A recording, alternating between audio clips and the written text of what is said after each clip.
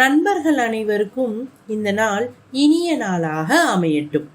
நம்ம வாழ்க்கையில் மாற்றம், அதாவது சேஞ்ச், அது மட்டும் தாங்க நிலையானது, அதாவது நிரந்தரமானது. நம்ம எதிர்கொள்கிற ஒவ்வொரு நாளுமே நமக்கு புதிய அனுபவங்களை கொண்டு வரும். சில சமயங்களில் இந்த மாற்றங்கள் நம்மளுக்கு சில பிரச்சனைகளையும் ஏற்படுத்தும். ஆனால் அது எல்லா பிரச்சனையுமே நமக்கு புதிய வாய்ப்புகளை உருவாக்கி கொடுக்கும். கழுகு இருக்குது இல்லையா, ஈகிள், அதுடைய ஆயுள் காலம், லைஃப் டைம் அப்படின்னு பார்த்தீங்கன்னா அது 70 இயர்ஸ். ஆனால் இந்த 70th இயர் வரைக்கும் அது வாழணும் அப்படின்னா அதுக்கு ஒரு 40th இயரில் மிகப்பெரிய ப்ராப்ளம் ஒன்று ஃபேஸ் பண்ணி அதை ஓவர் கம் பண்ணி வந்தால் மட்டும்தான் முடியும். அது என்ன ப்ராப்ளம் அப்படின்னு கேட்டிங்கன்னா, ஒரு 40th இயரில் ஆகும்போது இந்த கழுகுக்கு என்ன ஆகுனா, அதுடைய பீக் இருக்குது இல்லையா, அந்த பீக் வளைஞ்சிடும். அதே மாதிரி அதுடைய ரெக்கை இருக்குது இல்லையா, அதில் உள்ள அந்த ஃபெதர்ஸ் எல்லாம் ரொம்ப திக்காக ஆகி அதனால் அந்த வெயிட்டை தூக்க முடிஞ்சு பறக்க முடியாமல் போகும். இப்போ இந்த நேரத்தில் இந்த கழுகுக்கு 2 ஆப்ஷன் இருக்கும். ஒன்று அப்படியே கிடந்து ஒன்றும் இல்லாமல் இறந்து போகிறது, இன்னொன்று ஒரு புதிய மாற்றத்துக்கு தன்னைத்தானே தயாராக்கிக்கிறது. இப்போ இந்த மாற்றம் அப்படின்றது ஜஸ்ட் லைக் தட் அதால் பண்ண முடியாதுங்க. அது ரொம்ப டிஃபிகல்ட்டான ப்ராசஸ். நியர்லி ஒரு 5 months, அதாவது ஒரு 150+ days அந்த ப்ராசஸில் இந்த கழுகு தன்னைத்தானே வருத்திக்கிடணும். அப்படின்னா தான் அதால் 70 years வரைக்கும் வாழ முடியும். அது என்ன அந்த ப்ராசஸ் அப்படின்னு கேட்டிங்கன்னா, தன்னுடைய வளைஞ்சு போன அந்த பீக் இருக்கு இல்லையா, அது ஒடிச்சுக்கிடணும். எப்படி ஒடிக்கும்? மரத்துலையோ இல்லை ஒரு மலையிலையோ கொத்தி கொத்தி தானாகவே வலுக்கட்டாயமாக அந்த பீக்கை உடச்சிரும்.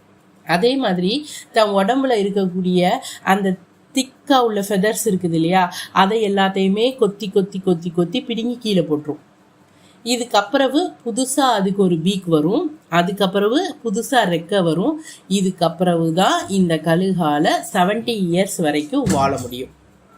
இல்லாட்டினா அது அந்த 40th இயர்லேயே இறந்து போயிடும். அவ்வளோதான். கிட்டத்தட்ட இது கழுகுக்கு ஒரு ரீபர்த். இப்போ இதே மாதிரி தான் நம்ம வாழ்க்கையில் நம்மளுக்கும் ஒரு சிச்சுவேஷன் வரும். நம்ம எந்த சிச்சுவேஷனில் இருந்தாலும் சரி, நம்மளே அந்த லெவலுக்கு பெருசாக தயார்படுத்திக்கிடணும்.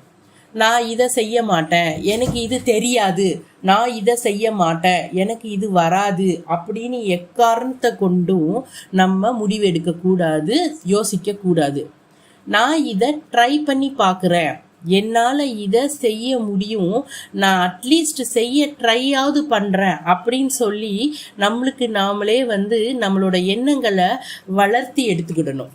அப்படி பண்ணும்போது நம்மளுக்கு சக்ஸஸ்ஃபுல்லாக அதை முடிக்கக்கூடிய பவர், சக்தி எல்லாமே கிடைக்கும். இப்போது எல்லாருடைய வாழ்க்கையிலையுமே ஏதோ ஒரு சிக்கல் இருக்கும். அந்த சிக்கலின் போது சில தடைகள் வரும். அப்போது அந்த தடைகளை எல்லாமே உடைச்சிட்டு அடுத்த லெவலுக்கு முன்னேறி போகணும்.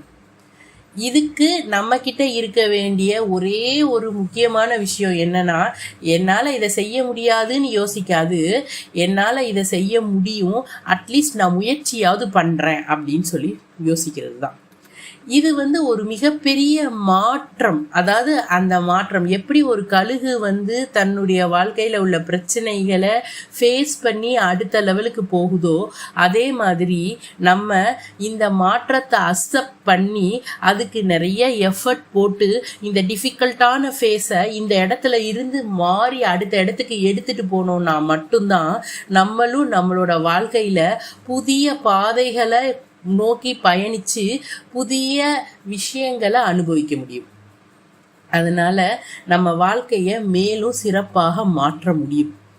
இந்த வாழ்க்கையில் நம்மக்கிட்ட மாற்றம் மட்டுமே மாறாததுங்க. மாற்றத்தை ஏற்றுக்கொள்வதற்கு நம்ம பழகி கொள்ள வேண்டும். அப்படி நம்ம வாழ்க்கையில் நம்ம மாற்றங்களை ஏற்றுக்கொள்ளும் போது நம்ம எண்ணங்கள் எல்லாமே தெளிவாகவும் நம்மளோட வெற்றி பாதையை நோக்கியும் நம்ம பயணிக்க ஆரம்பிப்போம். அதனால் மாற்றம் அப்படின்றது ஒரு வாய்ப்பு, அதாவது opportunity. Change is an opportunity. அதை அக்செப்ட் பண்ணிக்கிட்டு அதை நம்ம சிறந்த வகையில் செஞ்சோம் அப்படின்னு சொன்னால் நம்மளால் அடுத்த நிலைக்கு போக முடியும். மாற்றத்தை நோக்கி மாற்றத்துடன் புதிய வாய்ப்புகளை தேடி முன்னேறுவோம். வாழ்த்துக்கள்.